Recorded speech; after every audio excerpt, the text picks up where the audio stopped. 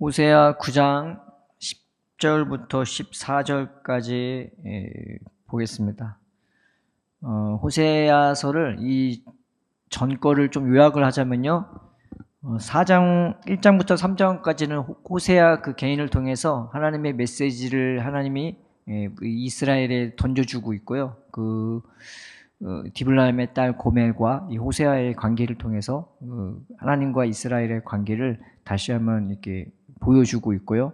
4장부터 이제 6장까지는 그들의 영적으로 무너진 것들을 영적으로 하나님과 불륜에 빠지는 음란에 빠진 그 모습을 보여주고 있고, 이제 7장에는 이제 그들이 이제 영적으로 무너진 게 어떻게 변질됐는지, 그들의 삶 속에서 어떻게 변질됐는지, 그들의 일반 국민들의 삶이 어떤지, 그리고 정치적인 모습이 어떤지, 외교적인 모습이 어떤지 다 썼고 문드러져 있는, 하나님이 봤을 때 도저히 볼 수 없는 그런 그 상태로까지 간 거를 보여줍니다. 그래서 이 7장의 그 4장부터 7장까지 그걸 통해서 하나님이 선포를 해버렸어요. 화 있을진저, 패망할진저, 이제 가만히 둘 수 없다라고 이제 선언을 하기에 이르십니다. 그래서 하나님이 그들을 어떻게 치실지 보여주는 게 이제 8장, 9장인데, 8장에서는 아수르를 통해서 이 이스라엘을 칠 것을, 그들이 의지했던 성읍, 그들을 낮추시고, 또 그들이 만들었던 우상들까지 하나님이 다 무너뜨릴 것을, 파괴할 것을 보여주고 있고요. 이 9장은 그 열매 없는 그들의 모습을 보여주면서 1장부터 6장까지는 그들이 결국 이 땅을, 그 열매 맺는 그 땅을 떠나게 될 것을, 쫓겨날 것을 보여주고 있습니다. 그럼에도 끝까지 버팅기고 하나님 앞에 바락바락 대드는 그 이스라엘의 모습이 어제 새벽에 설교했던 그 7절부터 9절까지의 내용입니다. 하나님이 때리려고 하는데요, 손을 두고 때리려고 하는데 그 하나님 앞에서 버팅기고 싸우려고 하고 대드는 모습이 바로 북이스라엘의 모습인 것입니다. 오늘 읽을 10절부터 14절은요, 그들의 자녀조차 하나님이 없애버릴 것을, 자녀를 하나님께서 열매도 맺지 못하게, 자녀도 갖지 못하게 하나님이 만드시고, 그 있는 자녀도 뺏을 것을, 그들의 영적인 모습을 그대로 보여줄 것을 보여주고 있습니다. 우리가 한 절씩 한 절씩 읽으면서 이게 무슨 내용인가 한번 자세히 살펴보도록 하겠습니다. 10절에 옛적에 내가 이스라엘을 만나기를 광야에서 포도를 만남같이 하였으며 너희 조상들을 보기를 무화과 나무에서 처음 맺힌 첫 열매를 본같이 하였거늘 그들이 바알불에 가서 부끄러운 우상에게 몸을 들임으로 저희가 사랑하는 우상같이 가증하여졌도다 라고 나와 있습니다. 여기서 하나님이 이스라엘을 광야에서 만났다고 했습니다. 근데 무엇을 만난 것처럼 했냐면은 포도를 만난 같이, 그 다음에 무화과 나무에서 처음 맺힌 첫 열매를 본같이 하였다라고 나와 있습니다. 하나님이 이 이스라엘을 애굽에서 건질 때예요. 애굽에서 건질 때 이제 그들을 만났다고 하지 않고 그냥 구원했다고 이제 알고 있죠. 우리가 보통 알기로는 이 애굽에 내린 그 10가지 재앙이 있지 않습니까? 그 10가지 재앙을 우리는 되게 신기하고 기이하고, 홍해 가른 것도 굉장히 신기하고 기이하죠. 근데 이스라엘 역사에서 가장 기이하고 신기했던 은혜가 뭐냐면 바로 하나님을 만난 거예요. 하나님이 정말로 살아계시고, 하나님이 정말로 임재하시고, 그리고 그 하나님 임재하시는 것 때문에 막 하늘이 흔들리고 산이 흔들리고 땅이 진동하고, 거기서 막 불이 하늘에서 번개와 우레소리, 천둥 소리가 온 땅을 뒤덮고, 나팔 소리가 너무 크게 울릴 정도로, 나팔 소리가 얼마나 크게 울렸는지 그들이 떨릴 정도로 무서워서 어떻게 될 것 같은 그런 하나님의 임재를 경험했다는 거죠. 이제 그 말씀을 하고 있는 것입니다. 그 광야에서, 그 신의 광야에서 이스라엘을 하나님이 만나 주신 거죠. 그런데 뭘 본 것처럼 만났냐면은 하나님이 이스라엘 백성을 볼 때 포도송이를, 그것도 광야에, 광야는 열매를 맺을 수 있는 장소가 아닙니다. 물론 광야도 비가 오긴 해요. 그래서 한두 달 비가 오면 살짝 초록색으로 덮이기도 합니다. 근데 거기서는 농사를 짓지는 못합니다. 잠시 잠깐 머물 수 있는 곳이 될 수는 있어도 거기서 뭐 1년을 내내 지낼 수 있다든지 그러지는 못하는 거죠. 그런데 그 광야에서 만약에 열매에 있는 포도나무를 봤다 보고 해봐요. 그럼 얼마나 신기하고 기이하고 흥분되는 일이겠습니까? 광야는 그 지나가는 길조차 험하고 덥고 목마르고 메마른 곳인데 거기서 포도나무를 본다는 것은 굉장히 놀라운 겁니다. 근데 여기서 포도를 보는 것처럼 하나님이 이 이스라엘 백성을 얼마나 기이하게, 신기하게, 그리고 사랑스럽게, 탐스럽게 봤는지 그 마음을 보여주고 있고요. 그 다음에 무화과 나무에서 처음 맺힌 첫 열매를 보는 것 같았대요. 무화과 나무는 이스라엘 절기에서 장막절쯤에 이제 수확하는 열매인데, 처음 이 열매를 맺고 나면요, 그 먹으면서 몇 달 동안은 점점 그거에 대한 그 무화과 나무의 그 기대감이 떨어질 거예요. 그런데 몇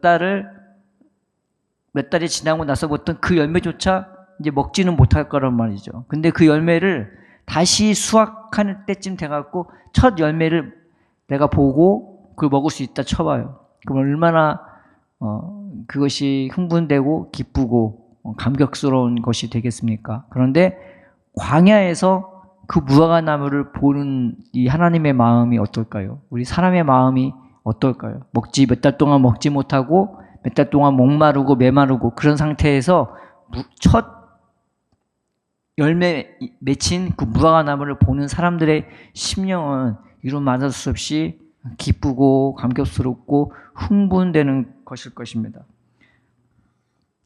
근데 하나님의 마음이 그랬대요. 이스라엘 백성을 볼 때 이루 말할 수 없이 기쁘고 이루 말할 수 없이 행복하고 이루 말할 수 없이 감격스럽고 흥분되는 상황이라는 거죠.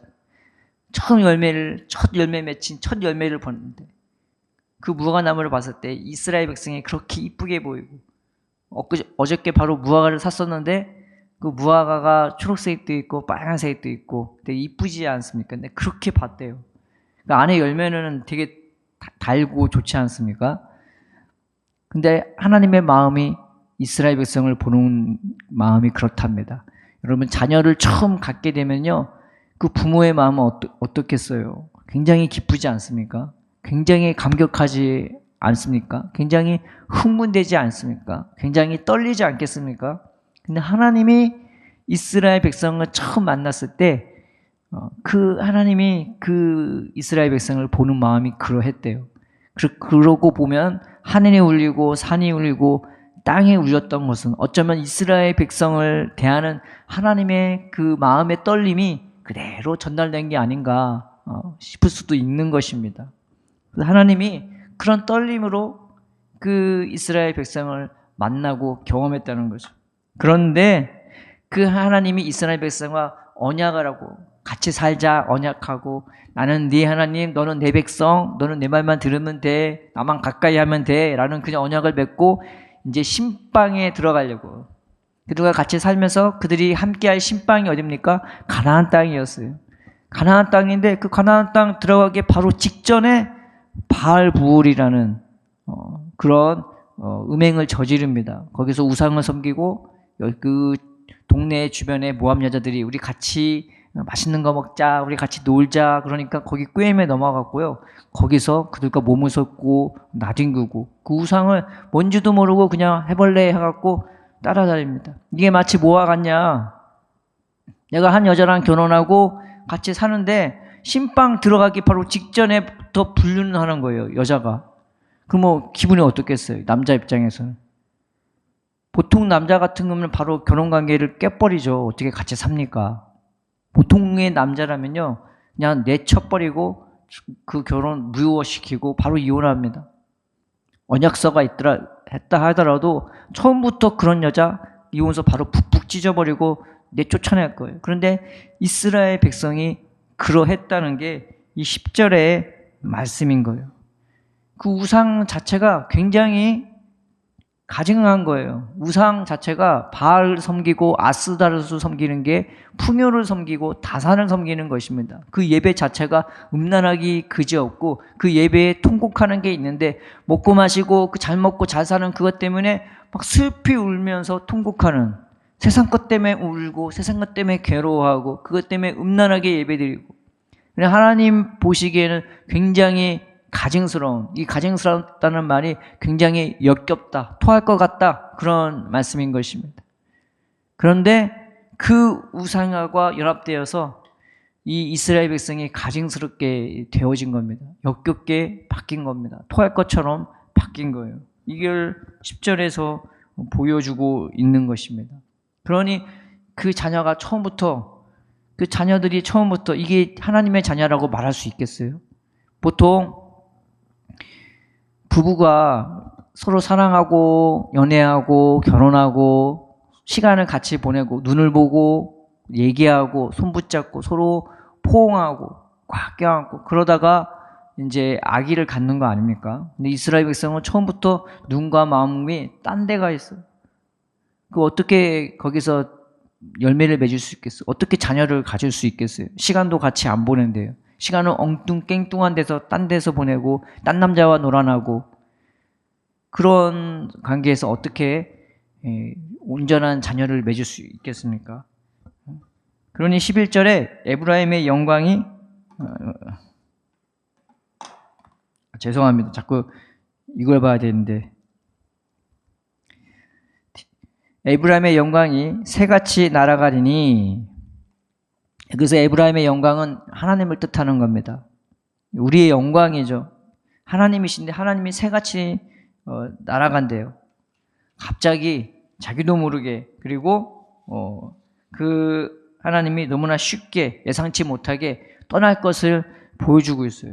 그리고 어떤 남편이 붙어 있겠습니까? 계속 그 일을, 그래도 같이 살자고, 그래도 나만 바라보라고 끊임없이 말하는데도 끊임없이 죄짓고 끊임없이 집 나가고 끊임없이 바람피는 이 여자 앞에서, 이 북이스라엘 앞에서 하나님은 떠날 수밖에 없는 것입니다. 새같이 날아간다는 표현이 바로 이제 그런 표현이고, 해산하는 것이나 아이 베는 것이나 임신하는 것이 없으리라 라고 나와 있는 것이죠. 저 하나님과의 관계도 없으니 당연히 자녀를 가질 수도 없는 거죠. 지금 그걸 말하고 있고, 그대로 하나님이 또한 저주하실 것은 너희들은 이제 자녀 못 가질 거야 라고 저주하고 있는 장면입니다. 12절에 혹 그들이 자식을 기를지라도 내가 그 자식을 없이하여 한 사람도 남기지 아니할 것이라. 그리고 있는 자식도 하나님이 없앨 것을 보여주고 있는 것입니다. 그 자녀가 내 자녀인 줄 모르는 거예요. 그 자녀가 하나님 자녀인 줄 모르는 거예요. 어디서 불륜을 저지려서, 어디서 땀난 자랑 자면서 태어난 자녀인지, 그 아빠가 누군지를 모르는 그 자녀, 하나님이 그것도 없애버릴 것을. 처음 하나님이 고멜에게 난 아이들을 다 이름을 로루아마, 이스라엘, 그 다음에 로암미, 하나님이 궁일이 여기지 않고 내 백성 아니고 하나님이 흩어버릴 것을. 그 자녀들이 내 자녀냐 하나님이 따지는 장면처럼 하나님이 있는 자식도 버릴 것을 다시 한번 이제 보여주고 있는 것입니다. 14, 그 다음에 내가 그들을 떠날 때 그들에게 화가 미치리로다. 하나님이 떠나 계시니까 진짜 이스라엘 백성을 아끼고 사랑하고 귀히 여겨주고 그들의 영광이 되어주고 힘이 되어주고 능력이 되었던 건 하나님이신데, 또 하나님이 그들에게 가나안 땅을 주시고 그들이 짓지 아니한 성과 그 다음에 우물과 집과 여러 가지 과실들을 다 주셨는데 그들은 그것 갖고 죄짓기 시작하잖아요. 모르는 거예요. 내가 바알 때문에 복 받았다고 그렇게 얘기하니까요. 하나님 입장에서는 기가 찰 노릇이에요.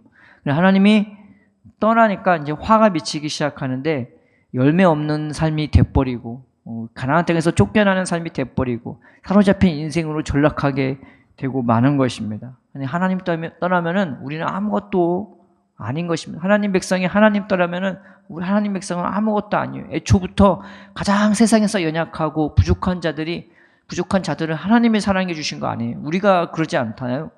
정말 부족하잖아요. 정말 연약하잖아요. 그런데 하나님이 나를 붙들어 주셔서 여기까지 온 것인데 어느 순간 하나님은 안 보이고 세상 것밖에 안 보여요. 그래서 하나님 떠나면은 그 가진 것, 있는 것, 이 말씀을 통해서 보면 하나님이 다 뺏어버려요. 끝나는 거죠. 그 장면을 보여주고 있는 것입니다. 내가 보건대 에브라임은 아름다운 곳에 심긴 두로와 같으나 그 자식들은 살해나는 자에게로 끌어내리로다. 이 북이스라엘의 지방에 그 북쪽 그 해안가, 그러니까 북동쪽이죠. 그 해안가 지역에 두로하고 페니키아라는 시돈이라고 번역된 그 두로와 시돈이라는 지역이 있는데 해상 무역의 중심지입니다. 아주 무역의 끝판왕되는, 무역으로 최고되는 나라인 것이라 굉장히 부유한 나라입니다. 그래서 페니키아, 우리가 아는 히브리어 문자, 알파벳 문자가 이 페니키아에서 유래했다고. 무역을 하려면 언어가 있어야 되고 언어가 있으면 문자가 있어야 되니까 이제 페니키아, 시돈, 이 두로 지방이 이제 그런 문자를 발명했다고 말하는 굉장히 무역으로 활성한 나라인데, 이 두 나라의 특징이 뭐냐? 인신 제사를 드리는 곳으로 유명해요. 근데 그 인신 제사를 드리는데 누굴 드리냐? 유아들을, 어린이들을 제물로 드리는 거예요. 아주 악명이, 그 당시에 가장 악명 높았던 이 인신 제사, 어린이 유아 제사로 악명이 가장 높았던 곳이 바로 이 두로와 페니키아, 시돈 지방인 것입니다. 근데 지금 이스라엘 백성이 그와 같대요. 너희는 가나안에 있는 두로야. 아름다운 곳에 있으면 뭐해? 너희는 두로 같은데. 그 말을 하고 있는 것입니다. 네 하는 행동, 네 하는 음란이 네 자녀 죽이는 거라고. 그 말을 이 말씀을 통해서 보여주고 있는 것입니다. 그 자식들을 살인하는 자에게로 끌어내리다. 열매를 맺지도 못하게 하고 있는 자식도 죽게 만들고 그런 일들을 하는 거죠. 그래서 사람이 막 욕심 때문에 막 자기 자녀 달달 볶으면서 공부시키고, 그 공부하는 것 자체가 이제 나쁜 거는 아닌데, 이제 문제는 왜 공부시키느냐, 어떻게 공부시키느냐인데, 애를 막 미치게 만들고 죽게 만들어. 그러니까 공부는 하긴 하는데 하나님과는 상관없는 자녀가 돼버리고 하나님이 누군지도 모르고 깨닫지도 못하고 그런 백성으로 전락하고 그냥 그 공부에서 고작 하는 게 세상 쾌락, 세상 지위, 세상 영광 얻는 데 온 심혈을 기울이는. 근데 이스라엘 백성이 이제 그와 같은 일을 하는 거예요. 또 그들이 스스로 하는 음행음란이 이 아이들에게 어떤 영향을 미치겠습니까? 살인하는 자에게로 끌어가는 것과 같은 겁니다. 14절에 여호와여 그들에게 주소서 무엇을 주시려 하나이까? 아이 베지 못하는 태와 젖 없는 유방을 주시옵소서. 그래서 그들의 모습은 열매를 맺힐 수 있는 모습이 아닌 것입니다. 그들의 삶의 모습이 그러하면은 그 삶의 정착지도 그렇게 되게 돼 있어요. 하는 짓은 자녀를 생산하는 그런 그 일을 하는 게 아니라 자녀를 죽이는 일을 하고 자녀를 없게 만드는 그 일을 하고 있는 거예요. 이스라엘 백성이 그러한 것입니다. 하나님의 은혜 받으면요, 새 생명에 대한 기쁨이 늘 넘치는 겁니다. 늘 내가 새롭게 태어나기 때문에 내가 하나님을 봐도 새롭고, 내가 옆에 있는 아내를 봐도, 남편을 봐도, 자녀를 봐도, 친구를 봐도, 내가 하는 일터에서 직장 동료를 봐도 늘 새로울 수밖에 없는 것입니다. 하나님이 이스라엘을 광야에서 그 첫 열매 보듯이 봤는데 그 첫 아들을 대하는, 첫 자녀를 대하는 마음으로 새 생명이 잉태되는 그 기쁨으로 대했는데 이스라엘 백성은 그게 없는 거죠. 우상은 그와 같습니다. 새 생명에 대한 기쁨, 그런 것을 품을 수도 바라볼 수도 느낄 수도 없게 만드는 그런 일들을 하는 것입니다. 그래서 14절의 내용이 바로 그러한 내용인 것입니다. 오늘 이 말씀을 통해서 우리가 몇 가지로 살펴볼 것이 있습니다. 첫째는 하나님 떠나면요, 우리가 진정한 열매를 맺을 수가 없는 겁니다. 하나님 떠나면은 열매를 맺을 수가 없어요. 그 하나님과 교제가 없으면요, 열매를 맺을 수가 없어요. 그 하나님과 사랑하는 관계가 아니면 열매를 맺을 수가 없는 겁니다. 그래서 우리는 하나님의 교제 가운데로 부름받은 존재예요. 너 나랑 같이 살자. 너 나랑 눈을 마주보자. 너 나랑 같이 손을 붙잡자. 내 등에 안겨. 내가 너를 업고 갈게. 내 품에 안겨. 내가 너를 업고 갈게. 너를 안고 갈게. 내 어깨에 타. 내가 너를 태우고 갈게. 이게 신앙생활인 거예요.